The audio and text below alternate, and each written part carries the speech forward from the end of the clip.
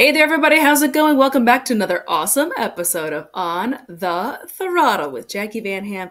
My buddy Josh Troke out here bringing you all of the breaking news going on out here in motorcycles and power sports every single week. As a matter of fact, if you miss any of our episodes, our weekly programs out here, you can always go back and revisit them. They live forever and ever out here on the internet. Whether you are watching from our Facebook page or our YouTube page, we have all of our previous episodes living out there so you can get caught up on what's going on out here in motorcycles and power sport land. For this week, Josh, I'm going to be talking a little bit about the Dakar Rally, an exciting finish to the rally this year. And I'm going to be talking about a very cool limited edition Vespa that I definitely want.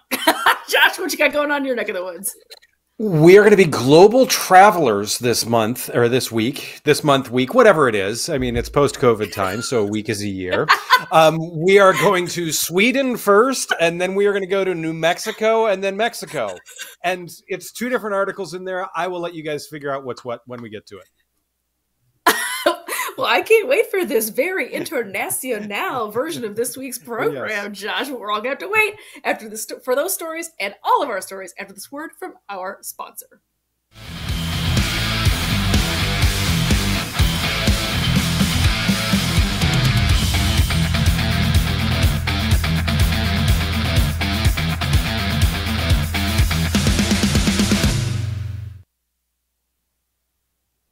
Welcome back, everybody. So Josh and I have been talking the last handful of programs about the Dakar Rally. It is both he and I one of our most favorite events going on. It is always guaranteed nail-biting excitement. This year was no different. All sorts of exciting things happening over there. But what I wanted to talk about on today's show very quickly is the fact that for the second time in the history of the Dakar Rally, an American has won. Mr. Ricky Brabec ended up winning his class at the Dakar this year after a very grueling Dakar Rally. Let's go ahead and jump on into this story. American Ricky Brabec has won the 2024 Dakar Rally after a grueling 4,950-mile trek across Saudi Arabia. He's been racing for Monster Energy Honda team.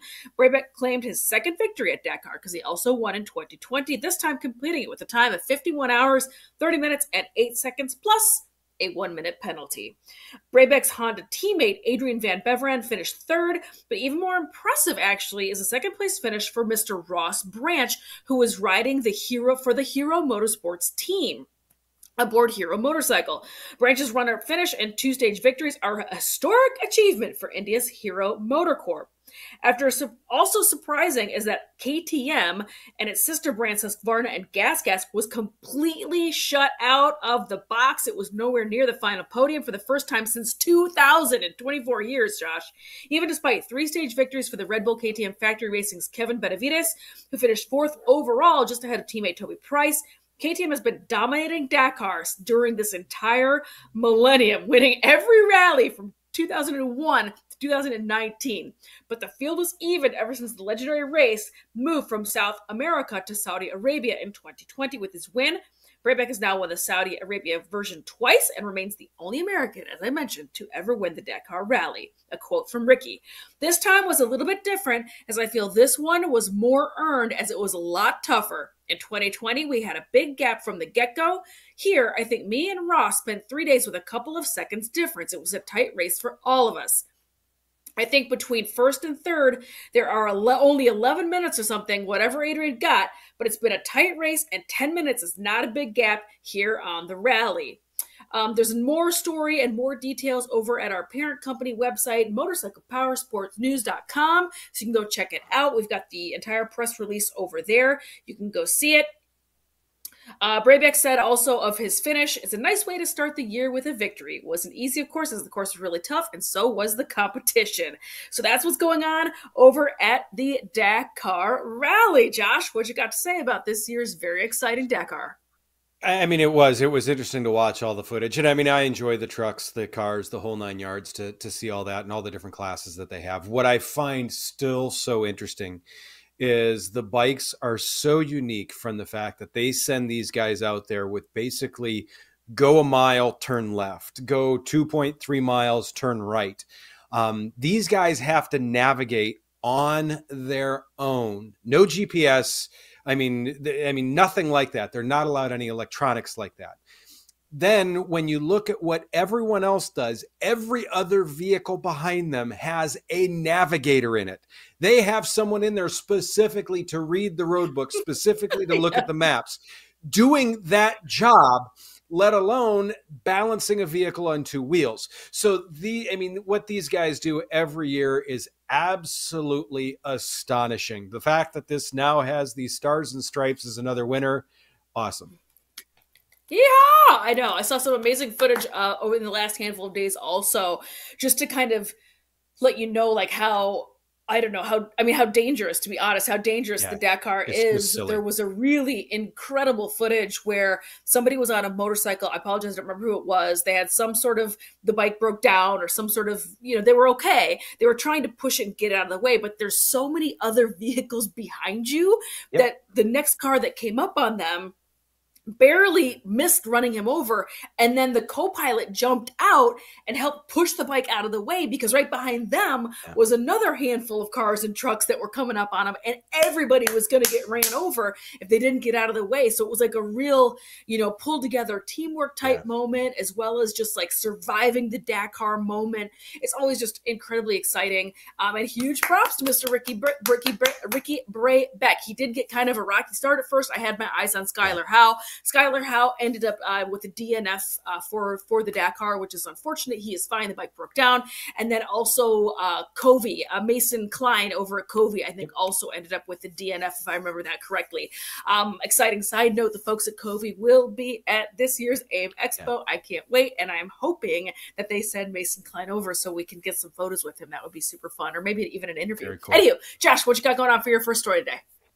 So, when you were growing up, if you had a cousin that got something, or let's maybe say a brother or sister that got a toy, you wanted it too, right? And so in some cases, you may get it the next year or something else like that, or for your next birthday. And that is exactly what has happened to the 2024 Svartpilen and Vitpilen, both of the 401s here. So they have undergone some major changes, like the Duke 390, which recently received some changes.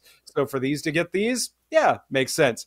The biggest technical update since 2018 with these, that is 6 years old. In motorcycle terms, we all think, okay, yeah, that's getting up there in years. I mean, it's not like my DRZ, but it is getting up there in years. There is a new engine now, 399 cc's instead of 373. New frame, new subframe. The suspension is different also. There is a slightly longer wheelbase and a revised seat height. These bikes are known for super sharp handling, for being a ton of fun and carving in and out of stuff. They said they've maintained that while lengthening the wheelbase for a little bit better stability. Like I said, 399cc. It is 44 horsepower, 29 foot-pounds of torque. Like the Duke, that horsepower comes in a little bit earlier, about 1,000 RPM earlier, to make it a little bit better in terms of rideability, drivability, and you don't have to wring it out in order to get it to move. Lighter cylinder head, revised camshafts, improved airbox, fuel injection, and cooling. I also understand part of the revised cylinder head makes it easier to do valve checks on also. The frame is now a two-piece steel trellis frame with an aluminum swing arm. It's adjustable WP suspension. Imagine that. Bybri brakes on it with radial mount caliper in the front. Very interesting for that. Floating caliper in the rear. There is cornering ride modes. There's switchable ride modes. It does have a cornering module in it, so that way it realizes that, hey, when you've got it leaned over, things are going to change and be different. ABS does the same thing because of that IMU. The Vitpilen is cast aluminum 6-spoke wheels with Michelin Power 6 tires. The Svartpilen is the spoked wheels, just in case you want to do dumb things with it. Pirelli Scorpion Rally STR tires, because they look super cool on any bike. Yes. You can put those on a Ducati Panigale and it would still look cool. Other updates, there is some new LED lighting. The switch gears updated, so updated controls for you on that. Forged aluminum pegs. This does have self-canceling turn signals now, which for this price level and this size of a bike is something that's very new and very cool. Revised mirrors on it also, which, hey, everyone's going to throw those in the garbage and buy something aftermarket on week 2 anyways. It is going to be, both of them will be available in dealers March of 2024, which is, according to my watch, coming up here very soon. That being said, pricing has not been announced, but I'm pretty sure we're going to be pretty close to the last year's price. I'm sure there's going to be a little bit of a kick up, as there is every year. But these bikes, I have always loved them. They are they make me break out into like stuff from the Swedish Chef of the Muppets, just because they do have that Nordic design to them, those sleek lines to them. I'm assuming you like them for the same reason, because they're odd ducks like us, right, Jacqui?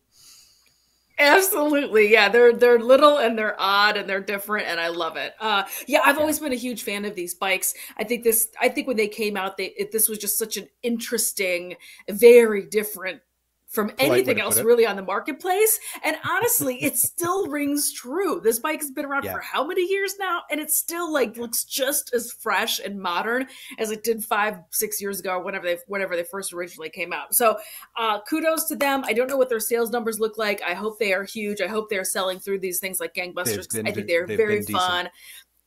I think they're very fun and very neat. I don't know if the US is the market, is the place for these. I can see these being very at home in Europe in particular. So a very cool bike. And I like the fact that we're starting to see some of these more technological advances starting to trickle on down to the smaller displacement machines as well. Because just because it's smaller doesn't mean it doesn't need the safety angle too. So I like that for it as well.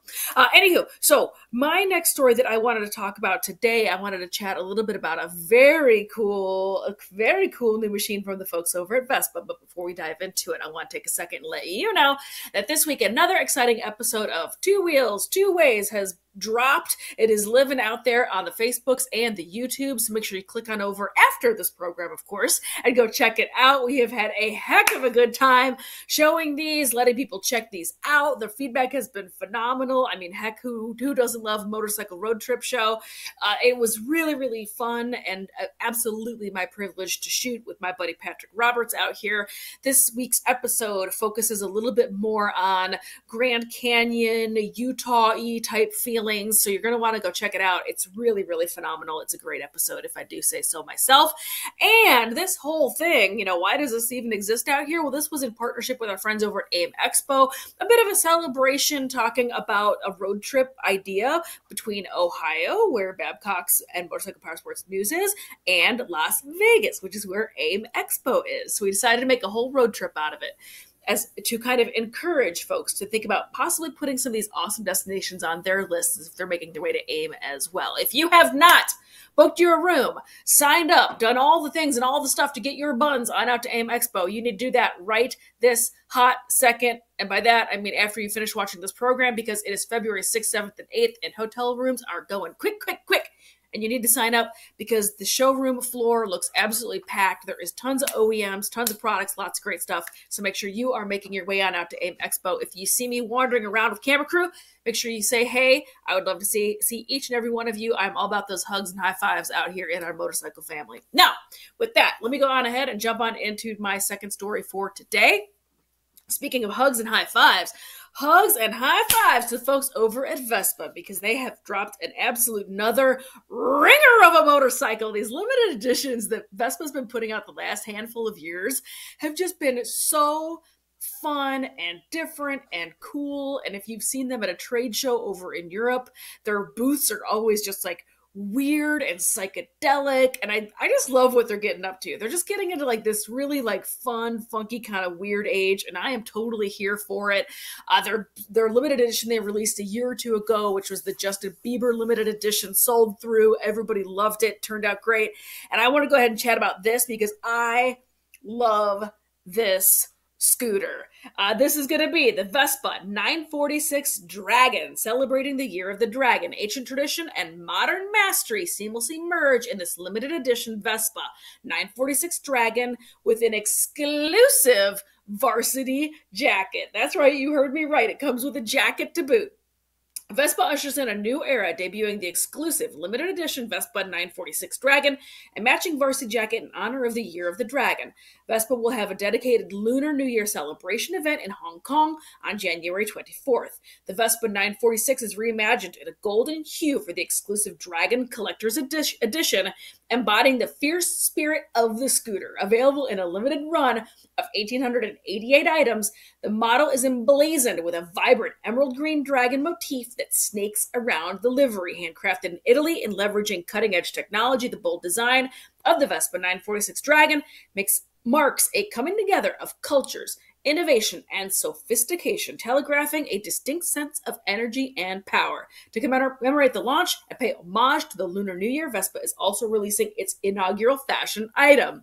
The exclusive Dragon varsity jacket celebrates the legendary status of the iconic scooter and reflects its signature combination of style and legacy. Now, Josh, I know what you're thinking here. Well, how much can this thing cost? Because this just is super cool. I gotta tell you, this is coming in at a cool $13,499. It is available in the Vespa Canada dealer network from April 2024 at a price of $16,995. It'll be in the U.S. dealers in March. 14 or 13.5 for all this cool factor. Josh, what do you got to say about what's new for the folks over at Vespa? First off, it doesn't matter how much money you spend. I will never be cool. Second off, with the scooter itself, I do like what Vespa is doing with this. I mean, they're taking a page of the Ducati book, I guess I would say. That is, hey, we're going to make these one-off things. We're going to charge a boat ton of money for it. Someone's going to buy it, and away we go. It elevates the brand overall. I mean, it just does a lot of really cool things. Vespa, obviously, they know what cool is. They've been around it for years. I see it way off in the distance and think, yeah, maybe someday. But it's yeah, I like it. Yeah. Too cool for me. Well, that, like the Mickey Mouse edition that we talked about a year or two ago, right. I thought that was really neat. I just love these little micro launches that they're doing. This coming with a matching varsity jacket. Is it a gimmick? Probably yes. Am I here for it? Am I here for it? Also, yes. I am definitely here for it. I love this whole thing. I would absolutely wear it while I'm riding that scooter. This is a yes and a slam dunk for me. 13.5 though. Ooh, she's a little spendy for me, but I'll definitely be keeping an eye out for this because I think this is just very, very excellent. Sell that kidney. Yeah, who needs it? I've got two. I got a spare. Right. Josh, what you got going on for your second story today? We've talked about this before, and we've talked about how a lot of manufacturers are doing it, and they are obviously finding it successful because they're going to keep doing it. Aprilia are doing the Tuareg 660 adventure ride again this year. If you want to go out and do there's two all-inclusive adventure rides for experienced riders. If you think, hey, I got my license last week and I'd like to do this may not be the ride for you. If you haven't done things where you thought this is dumb above my skill level and somehow survived it, this once again probably isn't the ride for you. But they are riding Baja California 6 days 1,000 miles and New Mexico 3 days 700 miles. Both journeys focus on off-road and mixed terrain riding in the Tuareg. You get guides, meals, lodging, bike rental, the whole shave and shower is included. For the Baja Tuareg experience, it is February 16th through the 23rd. Price is $37.50. When you think about that being 5 days or 6 days, 1,000 miles on someone else's bike that you get the throng. Yeah, that seems like a pretty good deal if you ask me. It goes from San Diego through Baja California Peninsula, including Ensenada, San Quentin, Catavina, Bahia de Los Angeles, San Felipe, and some other places that I would probably butcher the names of. The terrain is deserts, mountains, tarmac, and of course, beautiful coastal views. New Mexico has also the Tuareg experience. Dates May 29th through June 2nd. $2,500 all inclusive, which once again is a hell of a deal. $1,500 if you BYOT, meaning bring your own Tuareg. The location, it goes from Taos, New Mexico into the Rockies, Pagosa Springs. Someone from New Mexico, please tell me how to say that. And then into southern Colorado and back. Once again, desert flats, mountain, technical dirt roads, even some New Mexico BDR terrain. Once again, a ride definitely to go on. Both, like I said, recommended for experienced intermediate level riders at least. You've got to be comfortable doing some probably, I don't want to say sketchy things, but you're going to do some sketchy things. More than 200 miles per day expected. So bring the ice pack or bring the donut that you have to sit on. And on top of that, you can register and find details on Aprilia's Baja and New Mexico Tuareg experience websites. We've talked about this, Jacqui. I mean, I know I want to do one of these. You know, you want to do one of these. This would not take much convincing for me to do this, but these always sneak up on me too. I'm talking about this and I think, boy, I don't know if I can get out there by February 16th.